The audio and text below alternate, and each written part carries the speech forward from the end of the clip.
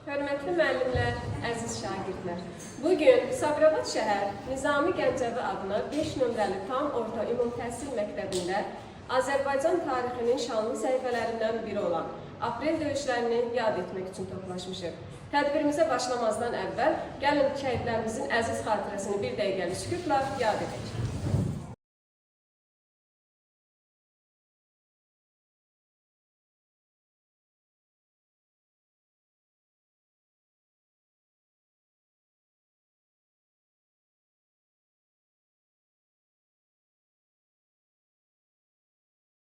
Döyüşlərindən artıq 10 il keçir.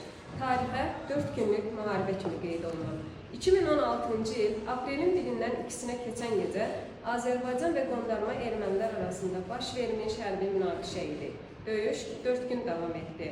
Döyüşlər Azərbaycan silahlı qüvvələrinin qələbəsi ilə nəticələnmiş, Tərtər rayonunun Talış kəndi ətrafındakı yüksəkliklər, Cəbrayıl rayonunun Qaratəpə yüksəkliyi və Cocuq Mərcanlı, Göranboy rayonunun Gülüstan kəndi, Tərtər rayonunun Qazaqlar kəndi və Suqovşan kəndi düşməndən azad olmuşdur. Qalibiyyət itkisiz olmadı. Nəticədə Azərbaycanın 92 hərbçisi şəhid oldu. 2 hərbçisi itkin düşdü. 39 hərbçisi yaralandı və 6 şəxs öldürüldü. Allah bütün şəhidlərimizə rəhmət eləsin. 5 apreldə hər iki tərəfin razılığı ilə beynəlxalq qurumların müşahidəsi ilə yenidən atəşkəs müqaviləsi imzalanmışdır. Aprel döyüşləri Azərbaycan xalqının erməni işğalı altında olan torpaqların hərbi yolla azad edilməsinə daha çox inamı möhkəmləndirir. Aprel döyüşləri bizim şanlı hərbi qələbəmiz, dövlətimizin, xalqımızın, ordumuzun gücünü göstərən qələbədir. Aprel döyüşləri onu göstərdi ki, Azərbaycan xalqı və dövləti heç vaxt işğalla barışmayacaq. Öz ərazi bütövlüyünü nəyin bahasına olursa olsun bərpa edəcəkdir və buna nail oldu. Hal-hazırda Azərbaycan bayrağı Füzulidə, Ağdərədə, Cəbrayılda, Laçında, Xankəndidə, Xocalıda, Şuşada, Ağdamda, Xocavənddə, Zəngilanda, Qubadlıda dalğalanır. Azərbaycan bütöv və müstəqil bir dövlətdir. İndi isə çıxış üçün söz veririk məktəbimizin tarix müəllimi Anar Əliyevə. Hörmətli müəllimlər, dəyərli şagirdlər, yəni video çarxada baxdınız və gördünüz ki, biz artıq Aprel döyüşlərinin il dövrünü yaşayırıq, 10-cu il dövrünü. Yəni Aprel döyüşləri Azərbaycan tarixi üçün önəmlidir, çünki bu döyüşlərdə ermənilərin uzun illər boyu məğlub edilməz bir özlərini göstərirlər ki, onlar məğlub edilməz qaldılar, onlar qalib qaldılar. Çünki 1988-ci ildən başlanan müharibə onların qələbəsi də çatmışdı. Bilirsiniz ki, 1994-cü ildə Bişkek şəhərində atəşkəs imzalandı. Yəni müharibə aktiv fazadan pasif fazaya keçdi. Yəni hərbi əməliyyatlar dayandırıldı. Amma əslində isə ermənilər atəşkəs dövründə də tez-tez pozurdular bu atəşkəsi və nəticə etibarilə Azərbaycan torpaqlarının daimi atəş altında saxlayırdılar. Yəni mülki əhaliyə qarşı, ordu hisslərinə qarşı müxtəlif çaplı silahdan istifadə edirlər. Və 1994-cü ildə imzalanan atəşkəsdən sonra 2016-cı ildə ilk dəfə olaraq hərbi əməliyyatlar aktiv fazaya anidən keçir. Yəni 94-cü ilin 2016-cı il aralığında atəşkəs tez-tez pozulsa da 2016-cı il aprel döyüşləri və yaxud da 4 günlük müharibə belə deyək, ən aktiv döyüşlərdən birinə çevrildi və Azərbaycan ordusu bu döyüşdə qalib gəldi. Təəssüf olsun, düzdür, Azərbaycan ordusunun itkiləri də oldu, amma erməni tərəfinin itkiləri daha çox olmuşdu. 300-dən çox erməni əskər öldürülmüşdü və müxtəlif onların tankları, zirehli maşınları dağıdılmışdı. Bu döyüşlər nəyə göstərdi? Azərbaycan ordusu müasir orduya sahib olduğunu göstərdi. Müasir silahlardan istifadə etdi və nəticə etibarilə Azərbaycan torpağının qeyd edildi ki, 2000 hektardan çox ərazisi azad edildi düşmən tapdağından. Bu da önəmli idi. Düzdür, deyə bilərsiniz ki, 2000 hektar az ərazidir, belə baxanda, amma strateji əhəmiyyətli ərazilər azad edildi. Yəni, strateji əhəmiyyətli yüksəklər azad edildi. Bu da önəmli idi və bu müharibədə, bu döyüşdə iştirak edən 3 nəfər Azərbaycan hərbçisi də Milli Qəhrəman adını layiq görmüşdü. Ümumən Milli Qəhrəman adı 1992-ci ildən tətbiq olunur, yəni bilirsiniz yəqin ki, və 200-dən çox Azərbaycan hər birisi və yaxud Azərbaycan vətəndaşı bu milli qəhrəman adına layiq görülmüşdür. İlk dəfə olaraq 92-ci ildə 10 nəfərə verilmişdi bu ad və sonuncu olaraq 2025-ci ildə Pəncəli Teymurov da bu ada layiq görülmüşdür. Bir şey deyim ki, Pəncəli Teymurov aprel döyüşlərinin iştirakçısıdır. Düz o döyüşdə iştirak edilmişdi və şəhid olmuşdu. Qəhrəmanlıq göstərmiş. Onda həmən ona milli qəhrəmanlıq verilmək. Sonra isə 2025-ci ildə Vaqif Qurbanla birlikdə sonuncu adı alanlardan idi. Bir də qeyd etməliyəm ki, Şükür Həmidovu qeyd edə bilərik. Aprel döyüşlərinin qəhrəmanıdır, milli qəhrəman adı alıb.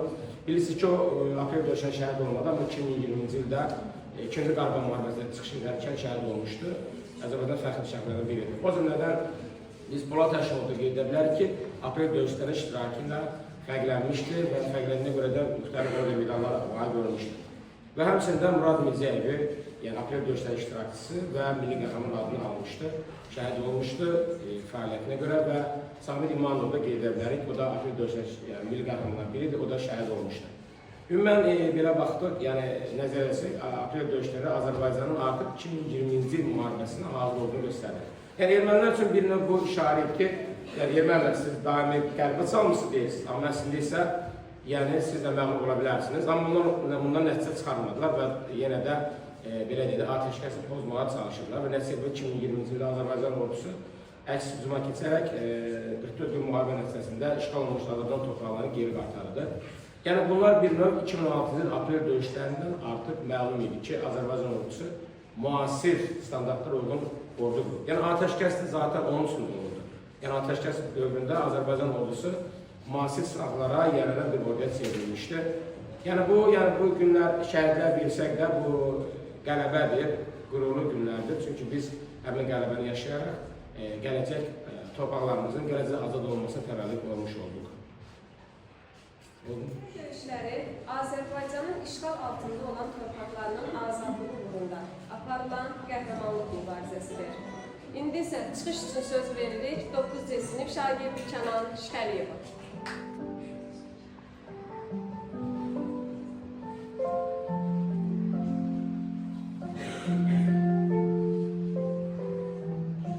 Siz, ey vətən şəhidləri, kimdəyər ki öldünüz? Güneş kimi şəfəq saçıb, güneş kimi söndünüz. Millət üçün əbədilik səcdəgaha döndünüz. Sizin şəhid qanınızda bütün cahan ağlayır. Dili bağlı, qəlbi para Azərbaycan ağlayır. İtməyibdir xatirələr, necə qanlı səhifələr yaddadır. 4 günlük zəfər müharibəsi hər anıyla yaddadır. Talış kəndi, Lələtəpə, zəfər yolu hər addımıyla yaddadır. Aprel şəhidləri yaz günümüzdür. Gözlər al, qan ağlayır. Dili bağlı, qəlbi para Azərbaycan ağlayır. İgid oğlu, elin igid oğlu Babək tək qollarımız kəsildi. Tan yeridi, güllə atıldı, yollarımız kəsildi. Baş bədəndən ayrı düşdü, dilimiz kəsildi. Qanımızla suladığımız neçə meydan ağlayır. Dili bağlı, qəlbi para Azərbaycan ağlayır.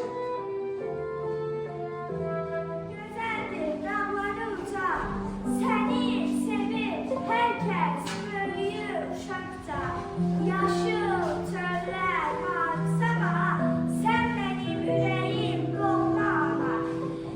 Bayramın namına her zaman evde, adım yaşayacak her şekilde. Sen benim yurdum dolma, ben senin evladım.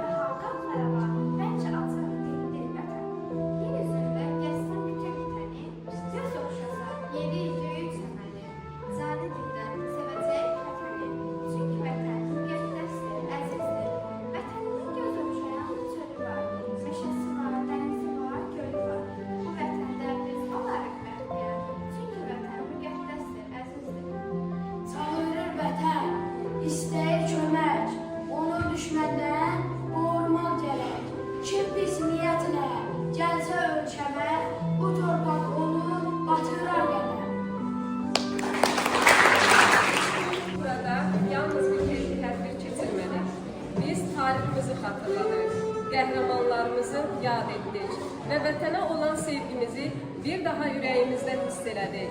Aprel döyüşləri göstərdi ki, Azərbaycan xalqı heç zaman torpaqlarının işğalı ilə barışmayacaq. Bu xalqın övladları hər zaman vətən uğrunda ayağa qalxmağa hazırdır.